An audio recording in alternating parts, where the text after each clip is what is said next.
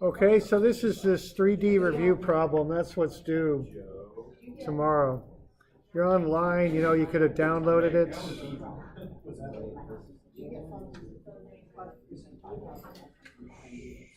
So what we got here, we want to figure out, we've got this force in the cable. Everybody have a copy of this thing? Doing all right? Doing all right? Anybody need one? Okay. All right. So you want to get that, first find the force vector. And just go through the rigmarole on that. So, and actually, you know, I even posted a solution to this thing online if you need to look at it. So just get the difference between C and B. That's the position vector from B to C. Find its magnitude and divide through to get a unit vector, and then scale that up by 5,200. We all get to that force vector then, negative 2581, 1095, and 4380. We're good with that? Any questions on that? Okay. So that's step one. Okay. Step two is to find a unit vector. I would probably go from B to A because that's the direction this force will act in that rod. Okay, so that force will act that way.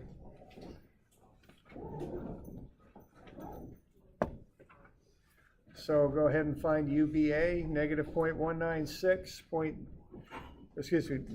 negative 0.196, 0.916, and then 0.349. Why would you do that again? Because the force is pulling up and back into the page. So what that's going to do as far as how it affects BA is it's going to take B and push it towards A. So by taking this unit vector, I'll get a positive answer. It really doesn't matter if I use the other unit vector, I'll get a negative answer. I mean, it's not that big of a deal, really. Okay.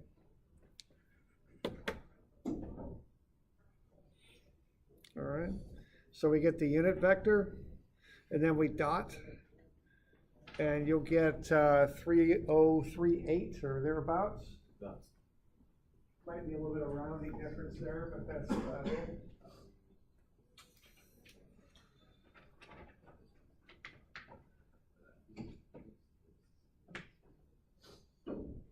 You okay with that?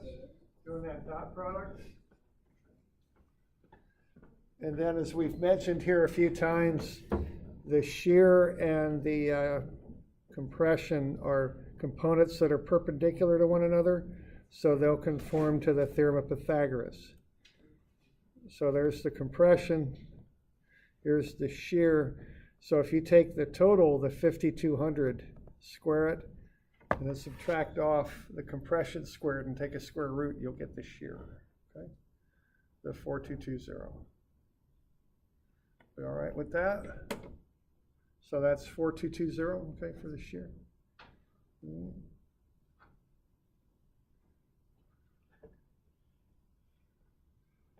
All right, and then we want the moment. So what we want for that is R from A to B. So the position vector goes from the point at which you're taking moments to the force, and you cross that with the force vector, and you'll get a moment vector, negative 16,644 plus 188 minus 9,854 or thereabouts. Take the square root of some of the squares, you get 19,343.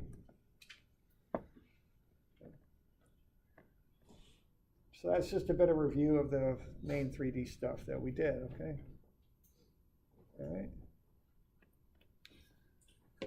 Now, once you know the shear, the compression, and the moment, what you could do then is compare them to the allowable values to see if you'll have failure.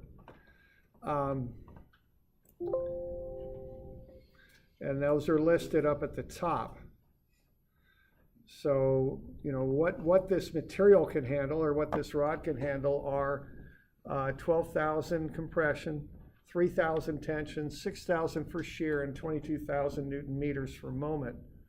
So compare the three values to those values up above, there is no tension in this rod, so you don't need to worry about that. Okay? Even though it's weak in tension, it doesn't matter because this thing isn't in tension.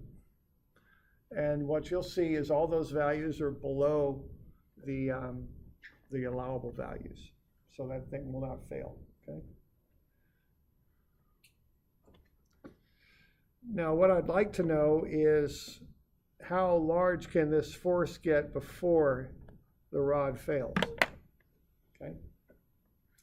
And that's the last thing I want to know. So what I'd like you to hand in on this would be the, this front sheet with the proper answers circled there.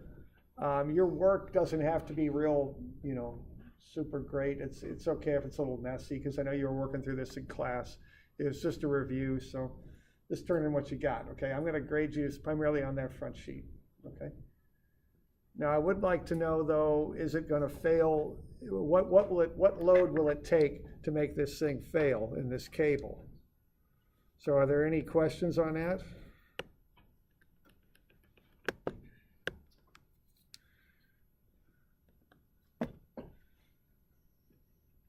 Okay. All right. And again, mathematically, this one's pretty simple. It's just kind of getting the concept of it. I mean, there's nothing too tricky going on here. There is a fairly straightforward relationship that'll get you to that answer.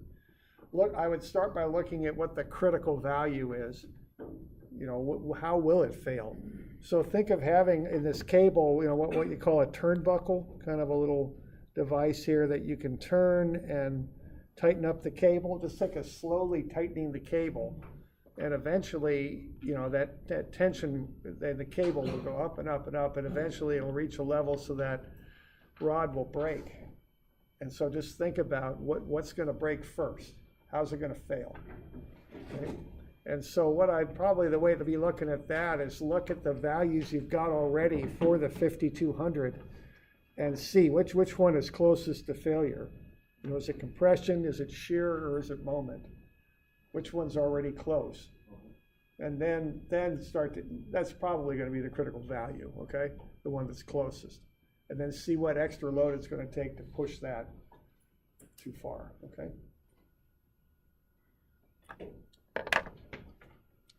All right, so that's what I'm looking for to finish this thing off, all right?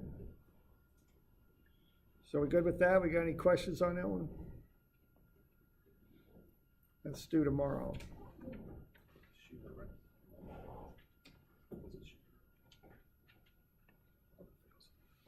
Okay. Then the other thing I'd like to mention here is this moment problem.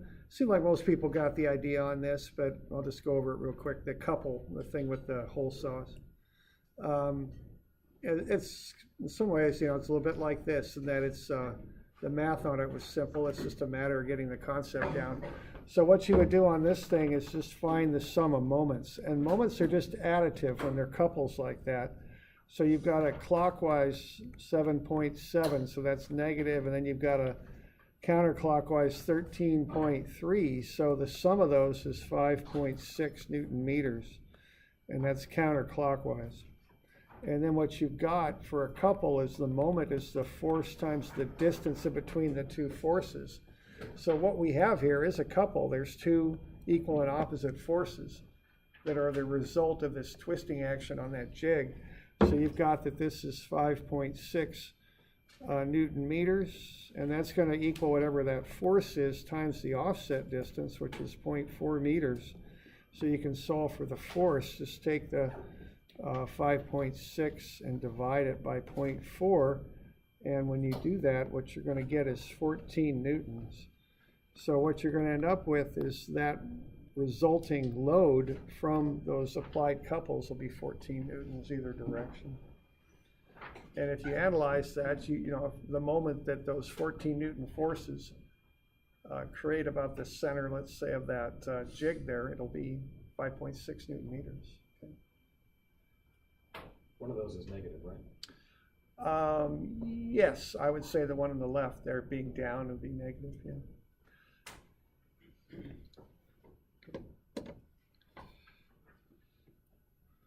Questions on that? Doing all right with that? Okay.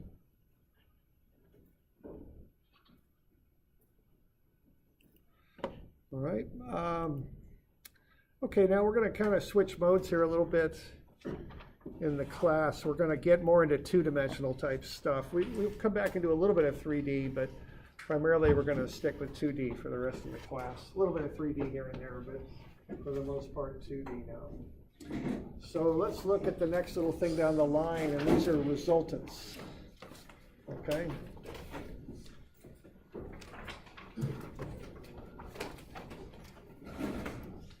So these are on page 350. That's where we're at. So page 350.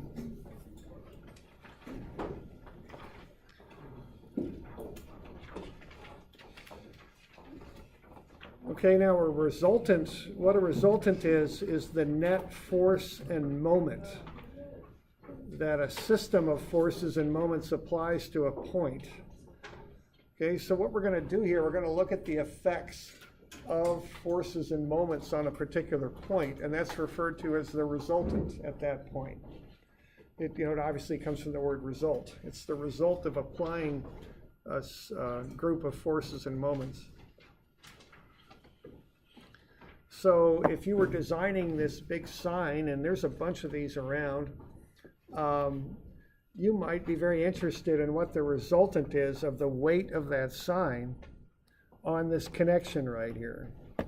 Okay, so you'd analyze that and figure out what that sign is doing to that connection so you could design the connection properly. That's the idea. So a couple of things here. To start with, we could look at just moments. Moments are additive, okay? So if I want to find the moment at A, I've got a couple there, plus I've got a force. I could just add them. So that couple there is clockwise, so that'll get a negative. So that would be negative 160 Newton meters.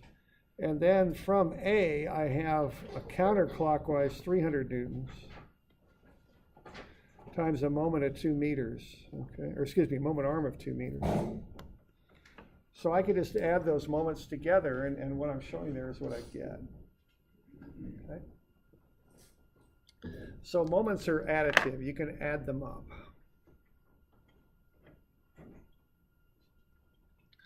And when you do that, you'd get a net positive moment of 440 Newton meters. So moments can be added together. Even whether they're couples or whether they're force distance type moments, you can add them together. They all have the same units. They're Newton meters or foot pounds or inch pounds or whatever it is you're dealing with. So they're additive, okay?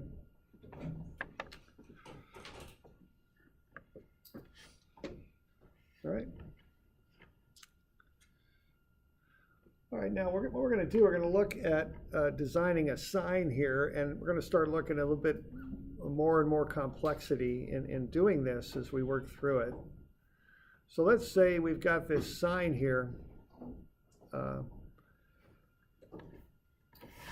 and let's look at designing this connection down here. And it's hard to see because everything's black down there, but there's a plate on there, and I think they got 4 bolts, if I'm not mistaken.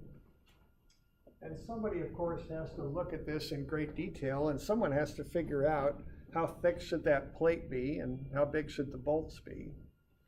And that is something you kind of learn as you're doing engineering work, is just the amount of detail that goes into everything. And somebody has to make a decision about every little thing. That table you're sitting at, someone consciously decided to use a certain veneer on the top, picked it out of a catalog. Someone decided to make the legs out of a certain size of tube with a certain wall thickness. Someone decided on the size of the bolt to run into those braces through the legs, et cetera, very specific values. Everybody has, somebody looks at something, every little piece of thing we design in great detail. So somebody had to figure out how to make that connection down there. So let's look at some of the factors they might have considered when they were doing that. Okay. So let's say we've got this sign here, and let's say we know the sign has the weight shown. So it has a mass of 48.2 0.93 kilograms, which gets us to a weight of 480 newtons. Now, what we would do is we would apply that weight at the center of gravity. That's the balance point of the sign, so that gets applied at G. Now, let's look at the effects of putting the 480 newtons at that point G, and let's look particularly at the effects at this point down here, point E. Okay? So the effects at point E would be the sum of forces first. Now, the sum of forces from the weight of that sign is pretty simple. It's negative 480 newtons, right? Nothing much going on there. That's 480 newtons down is what that is.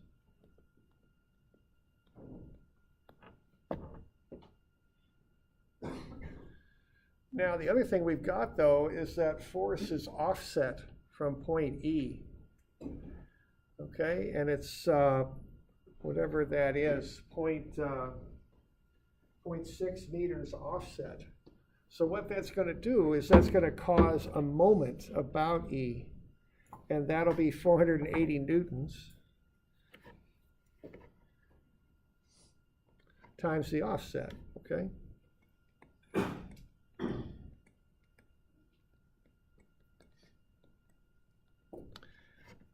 And is that about E, is that going to be a positive moment or a negative moment? Yeah, it's coming down over here. If you have, hold let's say a book in your hand by the lower right-hand corner and push down on it, that's going to come around counterclockwise. So that's a positive moment, okay? So when we put those two things together, what we get are the net effects at E of the weight of the sign. Very simply, it's just 480 newtons down, pushing down, but we also get this moment caused by the offset of the load.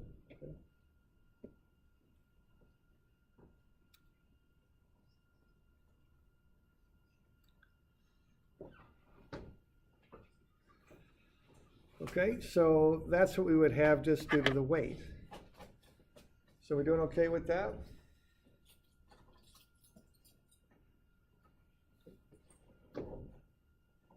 Good. All right.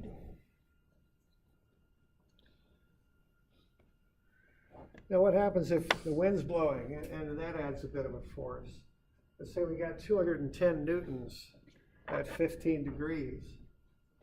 Down and to the right, and that's midway up that sign. Okay.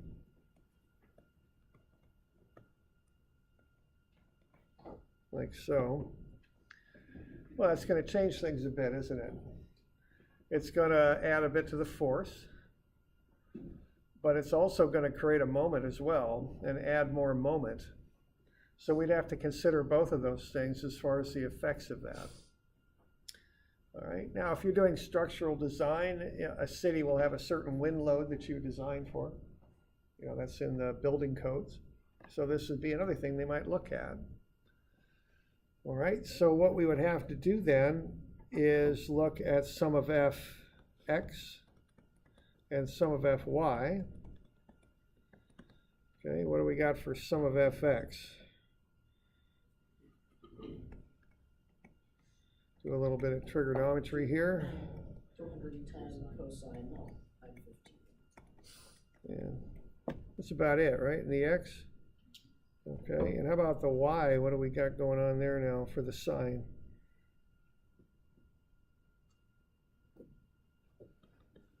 Negative 480. And then what else do we got? Yeah, sine of 15 now, right? Times 210, like so.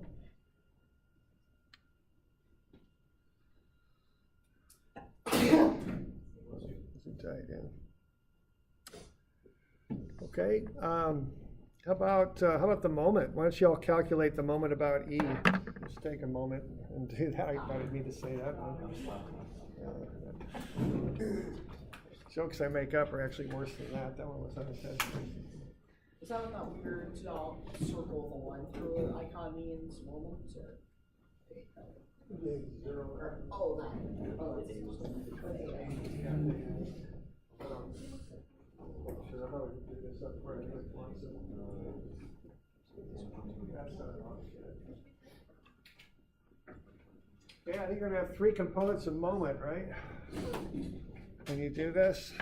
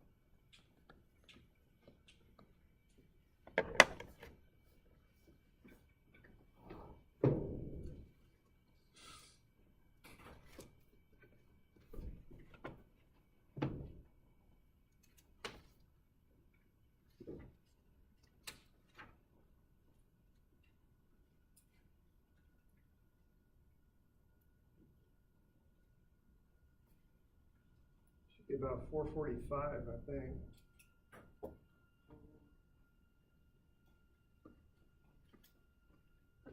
Moments. I got 262. 62. Yeah, I busted a sign on my building. Huh? Yeah, it did. Damn. Are you negative or I got positive. positive? I don't know what I got here. I got no problem. Let's see. Positive 480. So the 288 is positive. And we add 65.2 to that and take away 91.3. So we're dropping about 30 cents. I'm not sure what I got here. Y'all doing okay with that? 262?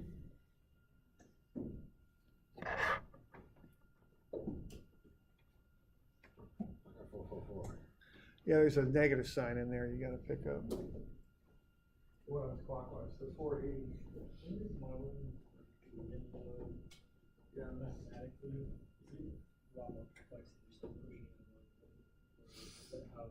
Well, wind load is generally like a pressure, so force over an area. So you look at the surface area times the force, or by pressure. My guess is they just consider it to be horizontal, you know, and calculate that. Okay.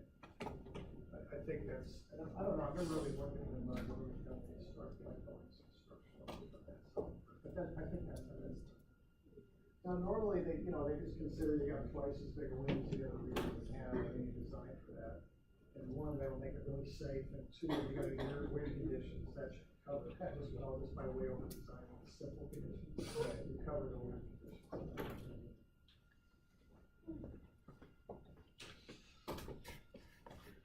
Okay, we doing okay with that? So we've got, okay, so we got the one negative moment, which is the cosine 15, because that comes up and over and it's clockwise, so it's a negative. So if you're getting like 440 or something, it's because you dropped the sign on the cosine 15 component.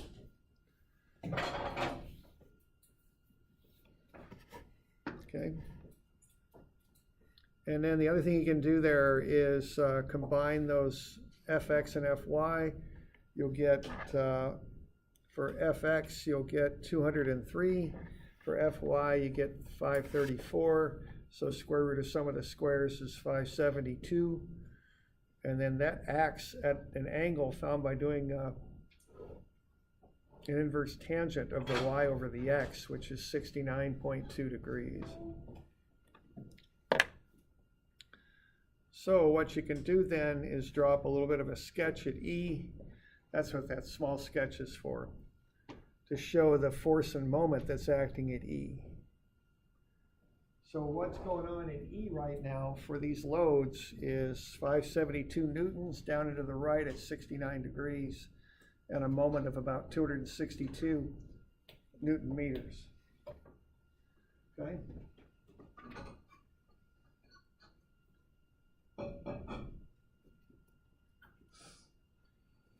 So we okay with that? We got any questions there? So again, if you're designing that joint there at E, this is what you're designing it for. That's one way to look at a resultant. You take all this collection of forces and moments, and then you apply them at a given point. So this tells you how that collection of forces affects point E in a nice simple way. X, Y, forces, and a moment. Okay. And you can take the X, Y forces and turn them into a net force at a given angle. Okay.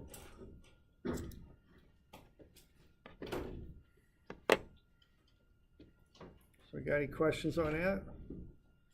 Doing all right? Okay.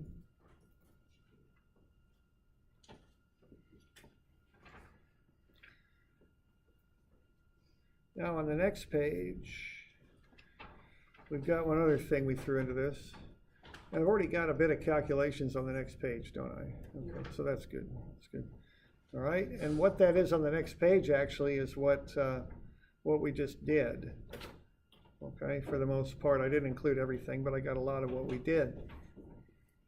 Now, the deal on this is we're going to add one other thing. We're going to add a moment to this. All right. And I don't know, maybe we got a person up there on a ladder trying to turn a bolt clockwise. So they're over tightening this bolt. They've got a wrench on there and they're applying a couple to it. Okay.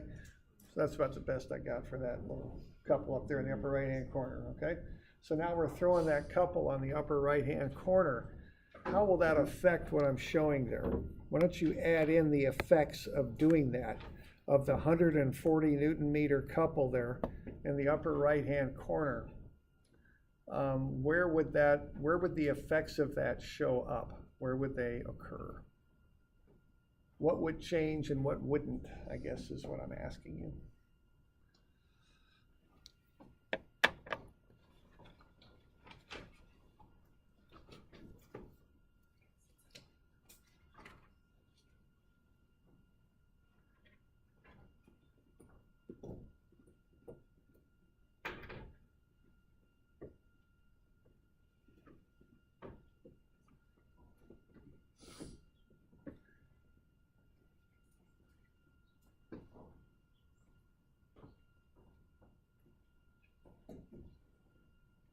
So don't overkill what I've got on there. Just put in the effects of adding that couple.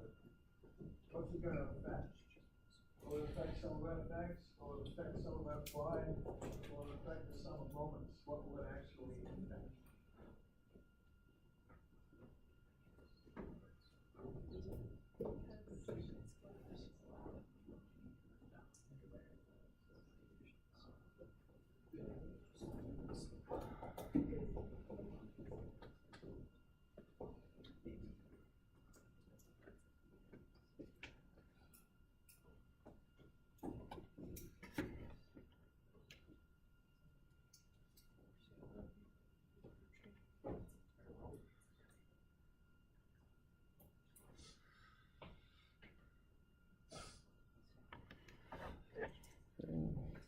Will it affect some of fx? That couple? Yeah, that's right, it does not, okay? Because a couple doesn't have any net force. It's just a moment action, a twisting action. So that's still going to be 203 there. Will it affect some of Fy? Probably not, okay? Again, the couples do not add forces, okay? So on account of that, it doesn't affect the resultant force either. So nothing about the forces changes, okay? When you add a couple like that, the only thing that changes is the moment. So we're just going to add or subtract something on this side. So what's going to go in here? Yeah, it's minus because it's clockwise. So it'll be minus here. And that's it. That's the only thing that changes. So that's kind of that funny thing about couples. All they do is add moment, okay?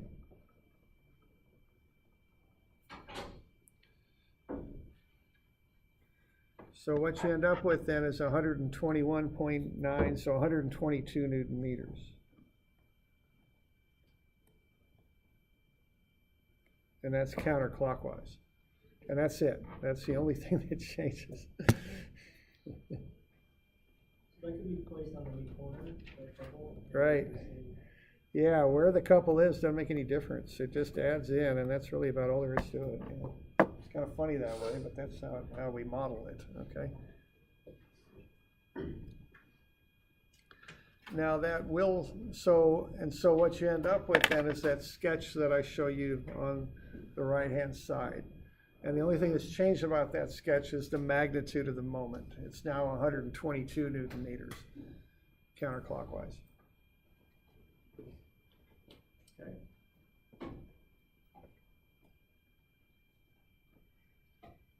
So we good with that?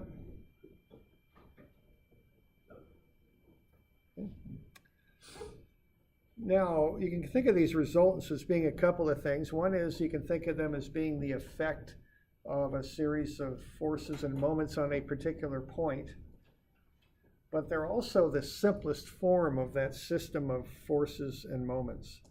We're boiling it down to its simplest form, a force at an angle and a moment, okay?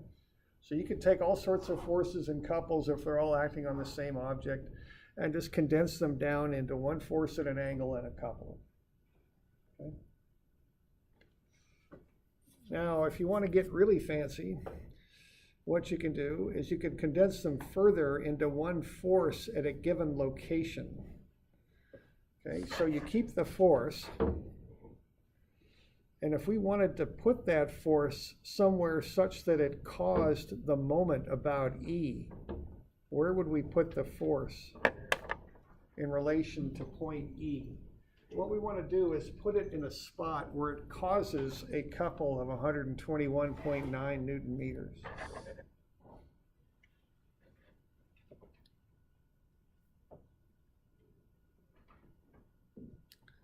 Any ideas on that? Off to the right or to the left? Which way? Yeah, why is it going to the left? To cause... Yeah, you want to cause that counterclockwise moment, so you want to move it over to the left. Now, how about the distance? It's 572 newtons. So it's 69.2 degrees. How far over would we put it?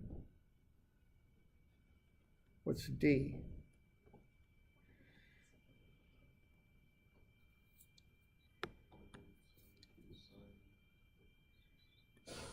Okay. All right, so we got a moment of 121.9 Newton meters, right?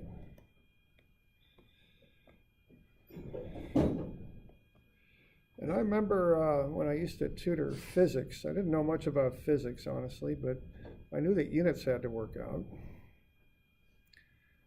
So what are we doing here? We want to take that couple. Why don't we go the other direction with it? Let's say we've got this couple, and we know we've got a force that causes the couple, and we want to solve for the distance. Now I'm going to put a little x subscript on that. Now it's not a calculus dx, it's an x distance. So if I want to create a moment, what do I combine an x distance with what kind of force? Yeah, y force. Y force is x distances, x force is y distances, right? That's how you make couples.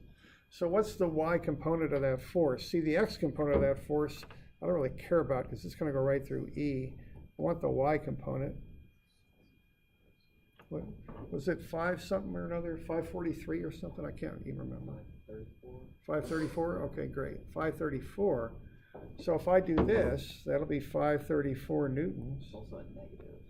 It is, but when I start doing moments, I don't put the signs in on the forces, because the sign convention for forces and the sign convention for moments, they're not completely unrelated, but they're somewhat unrelated. So I'll just put in a magnitude, okay? So what, if I just divide through by that, I'll get a distance, won't I? And that'll be the distance, the offset that will cause that moment. Huh? So I'll divide that by 534 newtons. I'll get a distance in meters. I'm not sure what I'll get. I guess that'll be about 0.2 something or another, right?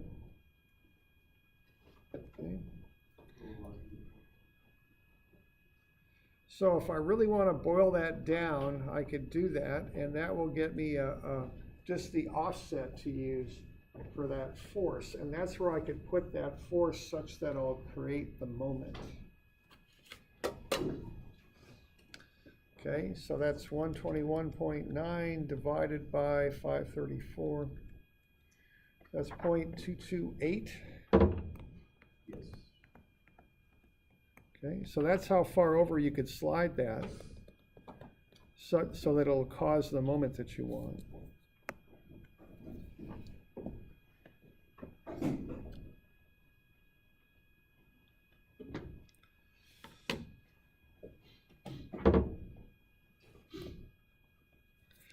All right, so that's the simplest expression for that resultant.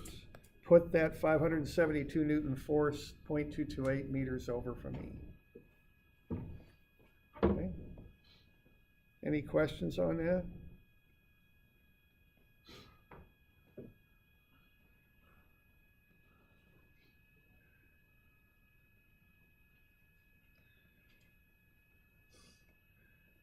Any of you all know much about older trucks? One of those truck brands, they used to make the frames out of C-channel, and I can't, is it Ford or GM? It was one or the other. Anybody remember? The older trucks. They make them, mostly they're made out of tubes now, rectangular tubes, but one of the frames, they made them out of C-channel. Anybody know? A C channel. Yeah. You made the frame like that? Was it Chevy? Okay. All right, now what happens if you put the motors directly on these things? The force pushes through the centroid on the C-channel, the center point, and what that does, that starts to bend the C-channel if you push down on that thing, okay? And you actually get a moment that builds up in this thing and it warps the C-channel. And I'm really exaggerating what would happen, but you know, it would try and go to a shape like that if you load it as I'm showing, okay? Now, not nearly to that extent, but still it's going to do that. And that's not so good to have your truck frame bending like that when you're, you know, it affects alignments and such. So how did Chevy mount the motors on the C-channel frames? What did they do?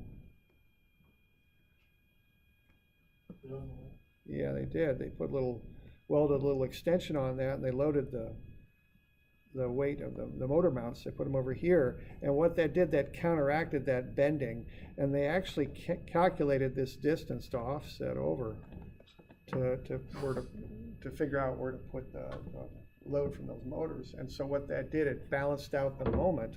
So what you got was just a nice linear, clean bending pattern as opposed to something like that.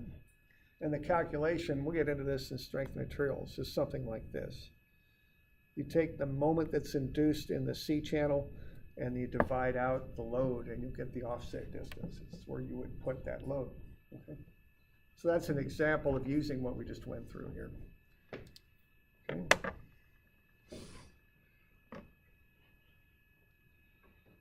All right, so there's a little bit on resultants there.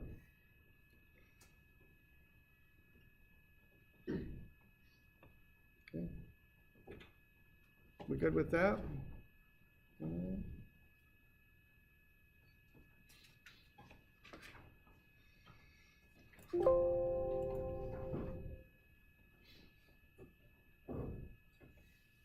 We look at this real quick. We just got a couple minutes. Say we got these benches here. And you know, if you've been out in the courtyard there, you've probably seen these things. Okay, now what they're held up by these little brackets here that attach to the bench there, and then they're bolted into the wall, that concrete wall. So they've got kind of these lag bolts there that are kind of cast in place with the wall, and then they're loaded up as shown. Okay. Now let's kind of look at some things that might affect that design.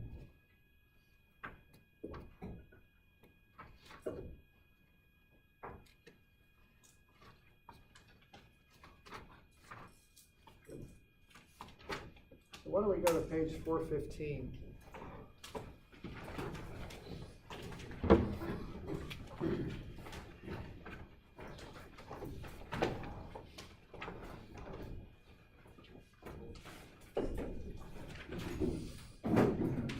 Let's look at how that might have been designed.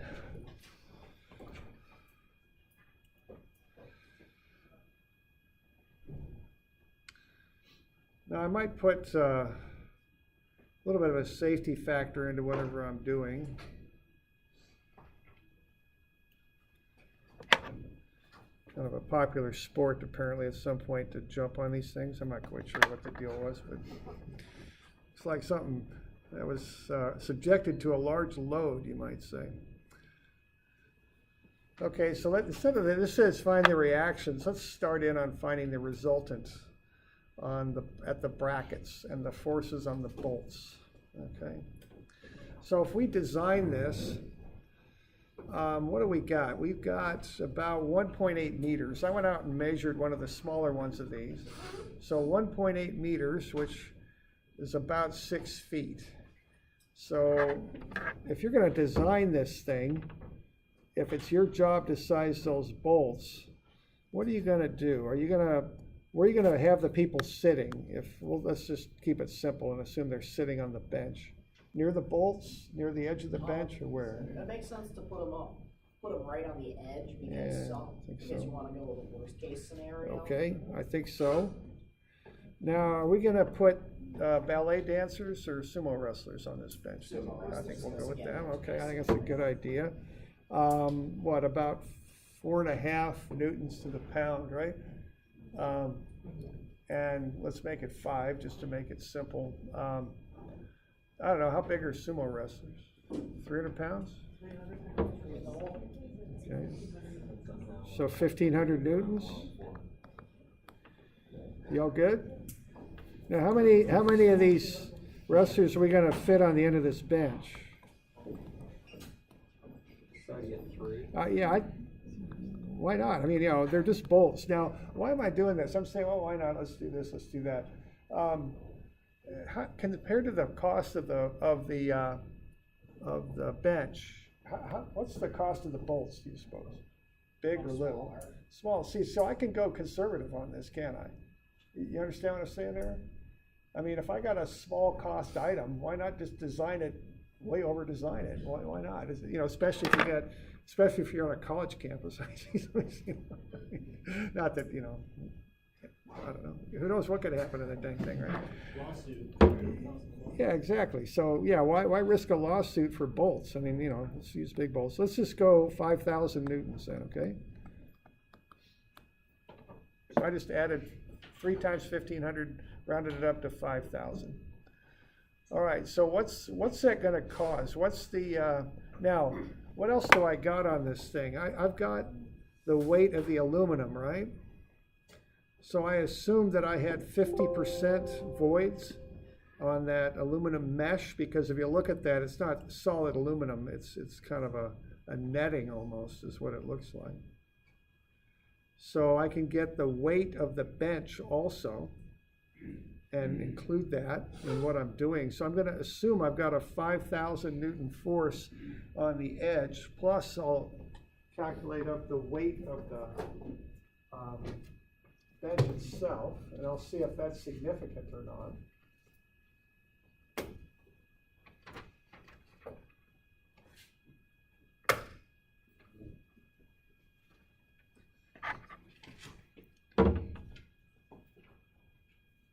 And I'm about out of time here, aren't I? So why don't I get you a couple of these to do? I'm done here. So 231, 232, those will be due Friday. Okay, we'll go over them Thursday. Okay. Call it good.